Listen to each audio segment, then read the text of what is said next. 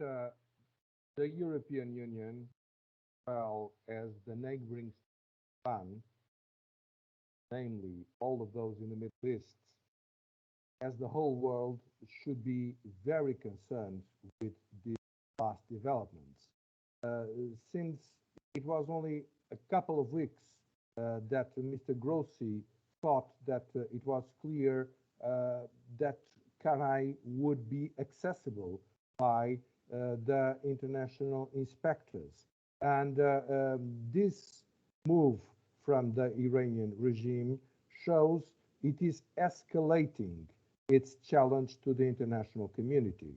We now know for sure that uranium in metal is being produced, and metal uranium is only used for nuclear weapons.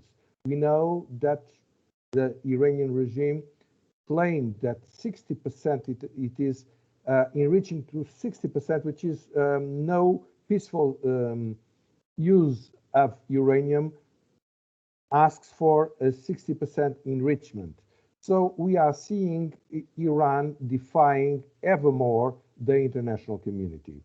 And I do think that the European Union should have a clear stance on the issue, should understand that to stop the nuclear ambitions of Iran, it should not appease its ambitions in the region and forget about violations of human rights within Iran. Should have exactly the opposite action.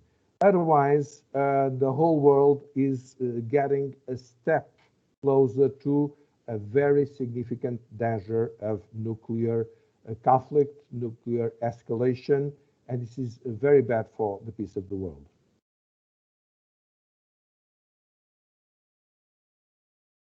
Mr. Paulo, what kind of position the EU countries could take? Now, the United States was clear. It said that there could be some consequences. It could sanction some entities or some individuals. What do you think the EU countries could do, and are they able to do so? I think that it is crucial for the European Union to act together with the international community, of course, with the United States, but I would say first and foremost with the Arab countries and all of the Middle East neighbors of Iran on this matter.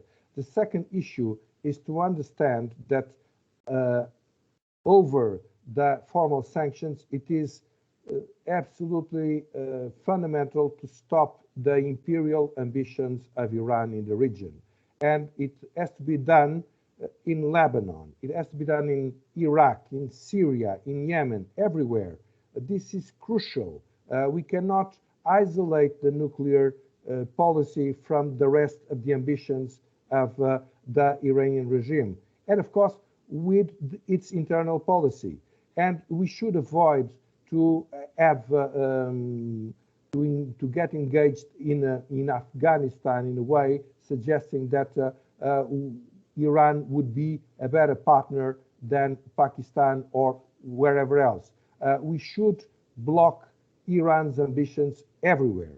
That's the only way to stop the present escalate. There is no other. Any appeasement move from the European Union, any disregard of these conditions will only mean that tomorrow Iran will give a further step on its nuclear program and indeed in the whole of its imperial logic.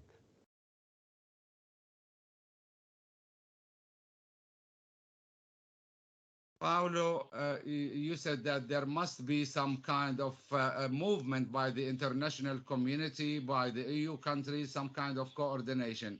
But now the EU countries are now going through hard times when it comes with the elections in Germany, when it comes to the recent crisis between France and the United States, and Brexit also, and there is a new alliance with the United States.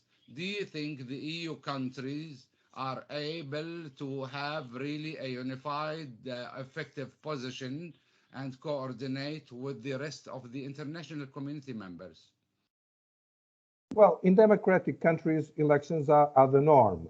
I don't think that the European institutions should ever stop because of elections. This has been said in several circumstances for several purposes, but I disagree with it.